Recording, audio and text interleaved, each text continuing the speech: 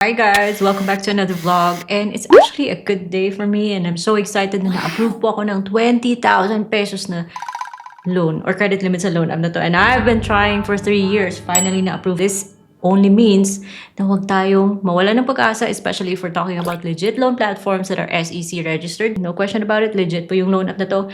Kaya maganda po siyang balik-balikan. Buo ko siyang natanggap and multiple loans po yung loan app na to. So I'm going to compare this with my past experience to show you na talaga nag-improve yung loan app na to. Hello everyone! Welcome back to my channel. It's Ate Red here. At dito, nagre-review po tayo ng mga online loan platforms. So, alam nyo what to expect. Now, I may sound a little bit biased sa video na to because I'm just excited. This video is not sponsored and is based on my personal experience. So, wala na yung paligoy-ligoy pa. The loan app na nag-approve, like approve, as in, nakakatuwa talaga guys, is OneHand and Digit. I've talked about OneHand so many times in this channel.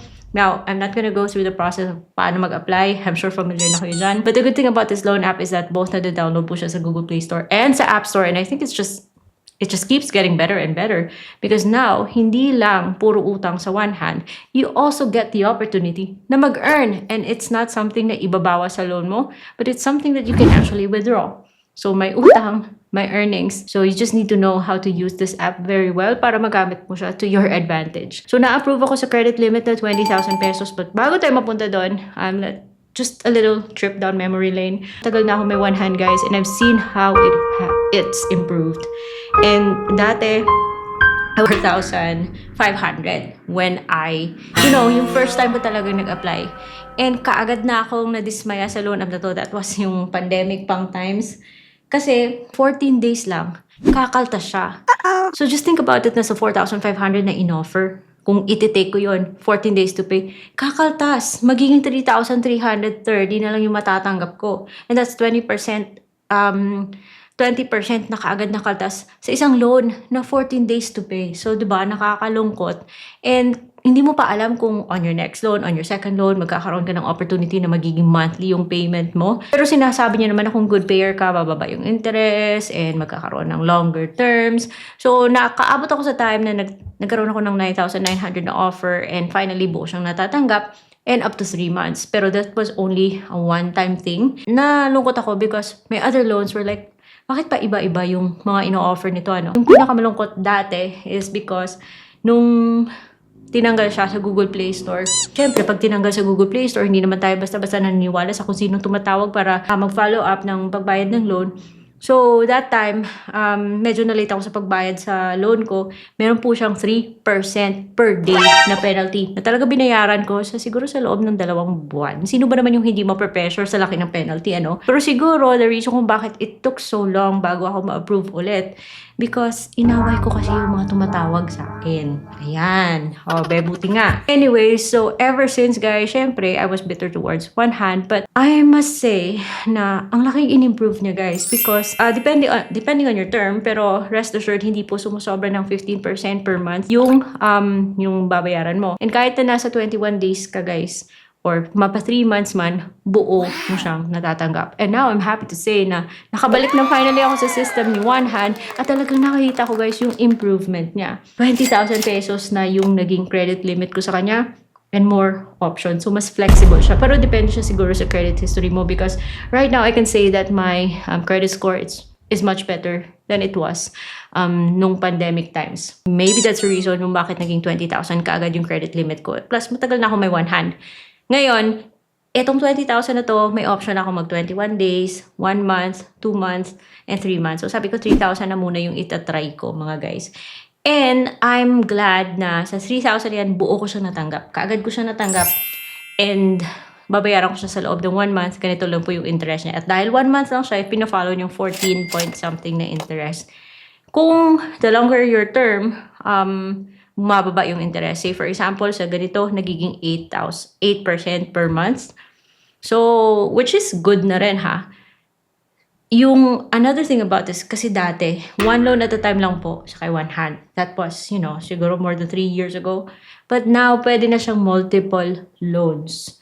So, this is good. So, for those of you who are wondering, who are not yet familiar with OneHand, again, uulitin ko that OneHand is a legit loan platform. And it's available both sa Google Play Store and sa iOS. And yung loan app na to ay, well, yes, of course, it's SEC registered. At submitting entity din po siya sa CIC. Meaning, kung naging good payer ka sa kay One Hand, it can help, boost your credit score para eventually magkaroon ka ng, access sa mga loan apps na mas malaki yung ino-offer, mas mababa yung interest. You know the drill, guys. Now, this is something that you need to understand. Because si One Hand po is also an accessing entity po sa CIC. Meaning, nasisilip niya rin po yung ating behavior sa ating mga kautangan sa ibang mga lending institutions.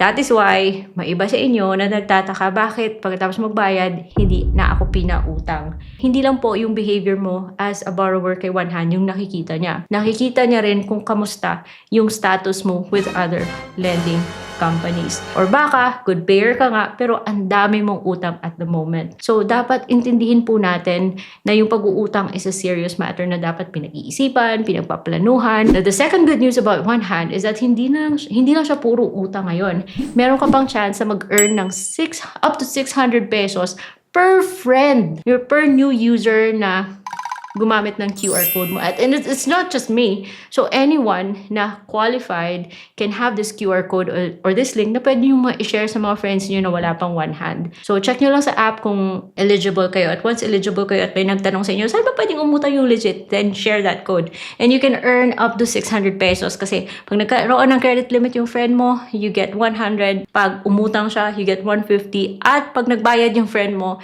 there's another additional 350. So up to 600 pesos per friend na good borrower din sa One Hand. So, syempre, huwag nyo i-share yung QR code nyo sa mga pasaway nyong friend. Doon sa mga friend yung nangangailangan at yung mga maaasahan.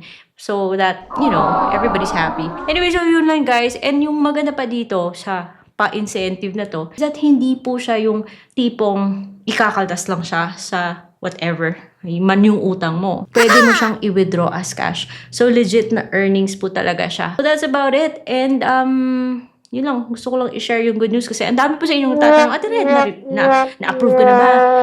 May jacket ka, may payong ka, may handheld fan ka, pero bakit hindi ka pa rin na-approve? Well, here you go guys, na-approve. And ako na mismo, tinanong ko rin yan dati sa kanyang customer service kasi alam nyo ba guys, dito sa kay One Hand, meron silang 7 days a week po talaga na pag tinawagan mo yung hotline nila, may sasagot. Talagang tao yung makakausap mo, hindi yung robot or AI, yung ganun.